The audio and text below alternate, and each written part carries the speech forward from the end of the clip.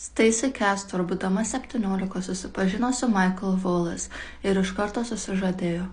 Pora susituokė ir 1988 metais susilaukė pirmosios dukters Ashley, o 1991 metais jie susilaukė antros dukters Bree. 1999 metais pabaigoje Michael pradėjo jaustis blogai. Šeimos nariai prisimena, kad jis dažnai kosėjo ir atrodė patinęs.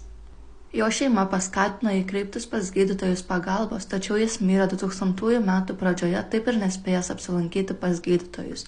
Jų dukra Ashley tuo metu buvo 11 metų ir ji buvo viena su Michael, kai jis mirė.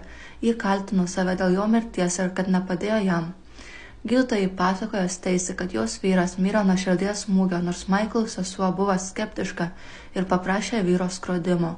Stacey atsisakė, sakydama, kad mano, kad gydytojai buvo teisūs. 2003 metais Stacey ištekėjo už David Castor, kurio pavardę ji naudojo nuo tada.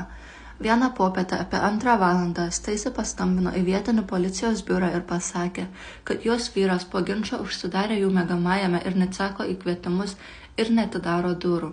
Kai jis nepasirodė darbe, jis susirūpino.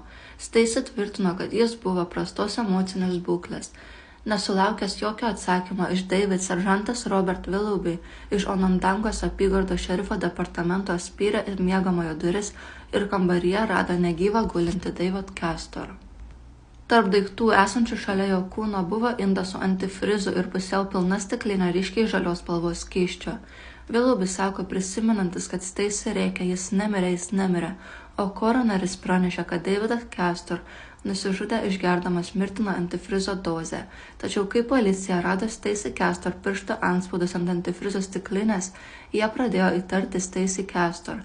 Jie tikėjo, kad Stacey per prievartą sugirdė Davidui antifrizą. Su byla dirbantis detektyvai liepė slapta klausyti Stacey Castor namų. Jie klausėsi telefono skambučių, tikėdamėsi išgirsti ką nors, kas įrodytų, kad Stacey nužudė savo vyrą. Be to, jie įrengė kameras, iš kurių atsiveria vaizdas į Castor namą ir jos vyrų kapus, kurie Stacey prašymu buvo palaidoti greta.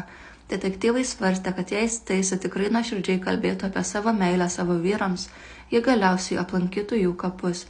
Ten jie norėjo stebėti jos elgesį, tačiau Stacey niekada nesilankė prie jų kapų. Tyrėjai nusprendė, kad vienintelis būdas įrodyti, kad Stacey yra atsakinga už abi žmogžudystes, buvo iškasti David kūną. Toksikologinis patikrinimas įrodė, kad David taip pat buvo nužudytas nunuodijus jį antifrizu.